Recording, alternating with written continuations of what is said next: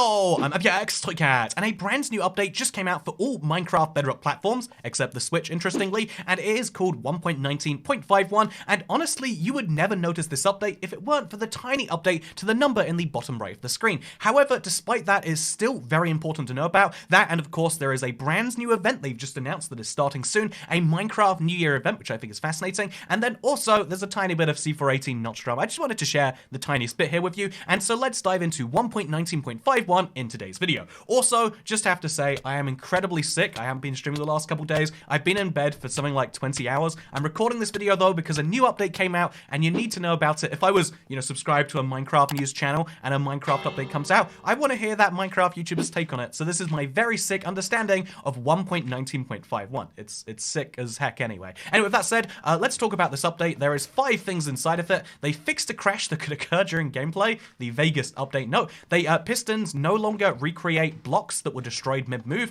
Horses can no longer be pushed over fences with carpets on top. Touch control selection screen no longer appears on Nintendo Switch, and also fix the structure block screen so the Y value field can be properly accessed with just the keyboard. Honestly, this is what that last one. It's funny because I've actually noticed that very last one. It's kind of a big deal. Like trying to use the structure block was absolute hell before just now, and they finally fixed it. Those are the 5 bug fixes. There's 3 technical updates, but it's all to the idea of auto step as a value. It's very technical. Most players won't need to dive into it, and so that is the entirety of this update. Why do you need to care about an update that you probably, again, like me being affected by one of those 5 things is actually very rare? Why should you care about this update? This very strange update, by the way, because the update title system for Minecraft Bedrock, this is like the 14th update, even though it's called 0.51, because the major versions are called 1.19.0, 1.19.10, etc., etc., and then the very minor versions, usually platform specific, are called 1.19.01 or 1.19.11, and so there's been 14 of those updates now. It's a huge number, it has to be said.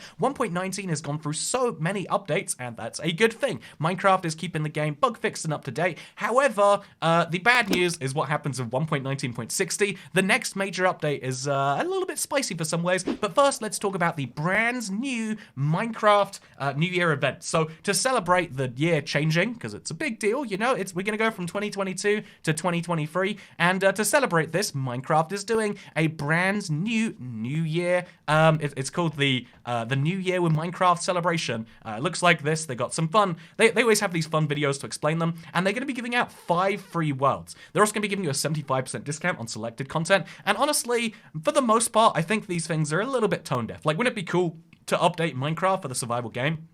Bedrock still doesn't have the chests that have the funny the funny Christmas present thing with them. They could do something for the new year, so something only takes place on January the 1st. That would be my preference, but second best to doing something inside the game is something like this. If you don't know, these free maps, it's not that they're taking maps and just not paying the creators. They pay, from my, I don't know, I definitely can, off the record, I can say that the marketplace creators behind these things get paid a fixed amount, and it's very nice, and they're very good, and so everyone's a winner. Minecraft pays, some number of dollars, and then they can give out maps for free. More people go on the marketplace, and maybe some percent of those see, wow, 75% off, I'd be a fool not to buy it. And yeah, I think it's actually a win-win for everyone. You get 5 free maps, 2 or 3 of them look pretty interesting. I'm not interested in Holiday Resort. The minigame Mayhem looks like it might be interesting, but the Rising Lava Parkour, that sounds kind of fun. The Monster Attack maybe is interesting, and so yeah, I'll be playing at least 1 or 2 of these as they come out. It sounds pretty fun. 5 free maps, and yeah, most people don't really care. Most people might care more about 1.19.60. I'm so sick. I'm sorry I can't stream. I need to do it, but this video is important to me. So 1.19.60 is the next Minecraft update you would expect now, because they've got the little bug fix out that allows them to do this update. And so what's coming in 1.19.60? A lot of things. Like right now, 1.19.60 betas are the 1.20 betas, but also they made a change to the campfire, so no longer will the campfire hurt entities. They've made a parity change from Bedrock again. Campfires do not set players and mobs on fire anymore, but still inflict damage. Campfires will also not destroy minecarts and boats anymore. So that second one is good. That first one is like, oh man, we made a parity change that's worse again. Because to give an example, so I've loaded up my super flat world in 1.19.60 solely so I can show you what this feature looks like. As you can see, iron golems are no longer taking fire damage, just regular old damage. If you look at the cats, they're going to go through the exact same process, assuming, okay, when he goes on the campfire he will. And this is one of those changes that seems to be quite controversial in the community. There's a lot of people who have made farms around the old mechanic, and this is the problem with updating Minecraft for parity reasons. Do you make the version of the game that more of your players like, or do you try to bring parity to the game at the cost of not being able to cook, say, sheep or chicken or anything like that on there?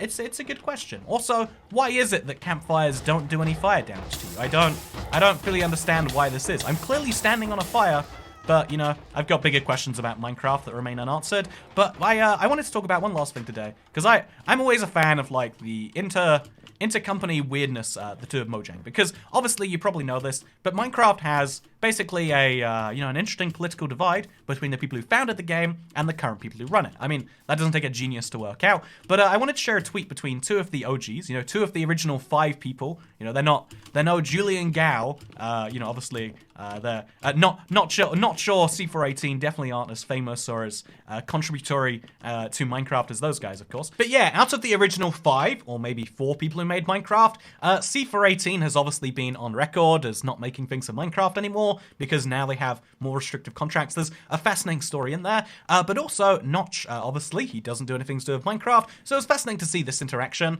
C418 says, please don't spend $8 on Elon checkmarks. You get absolutely nothing for your cash except people looking at your profile, funnily. And Notch says they get to be paying customers for a service where they used to be the product. And I think that's a really interesting point by Notch, saying like, yeah, when you get something for free, you are the product. How does Twitter make so many millions of dollars without charging money previously? Well, obviously, they made money by selling your data either to advertisers, or maybe you can make some more nefarious comments about engagement. But yeah, the interesting point I heard, I just wanted to share this with you because it's like, actually, from Sos Saskowski, you actually get to be paying products. And I think that's the problem with social media as the payment system, is that it's usually, in Twitter, they're going to sell fewer ads against you. On YouTube, they give you no ads. It's pretty good. It's $12 a month. People hate that. People hate paying for something that should be free, even though the alternative is their data. And that's kind of my take on this whole thing, that like, if you want to spend $8, you can do that. I just also don't think you're taking away the data privacy. I also don't think, you're going to have right now more people making fun of you. I think with anything like this, you have to like wait it out. You can either be an early adopter. That's what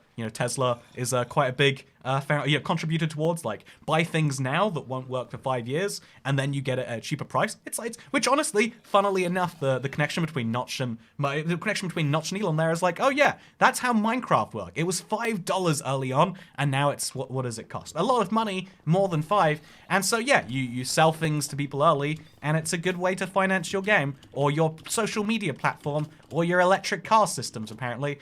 And yeah, I think it's absolutely fascinating. Maybe you do too. But the other thing that I thought was interesting here is how there really is this like political divide in the world. There's going to be some angry comments on this video. Maybe that's part of why I brought it up. But it's still interesting that there's axes in politics, right? Like, are you left or you right? Are you authoritarian or are you freedom oriented? And then there's the axis of like, do you like Elon Musk or not? And I think that's absolutely hilarious that we've gotten to that point. Personally, maybe you disagree. Maybe you hate it. Maybe you wish that we could move on past that. But yeah, that's a Minecraft news video. That's as far as we're going into the Elon Musk Twitter thing for now.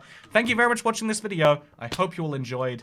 I'm definitely jumped off something in Minecraft just now. I'm gonna get straight back to sleep now. I'm sorry I can't stream today. I'm gonna do everything I can to get well enough to stream tomorrow. And streamers will return. But I need to go sleep for another day or so. Goodbye. Wait, big announcement. I will be doing, on December the 23rd, a 100 days in Minecraft, but it's all 100 days. Attempt number 2. If we don't get it this time, we're never going to get it. I will be the first person to, I believe, have live streamed the entire 100 days.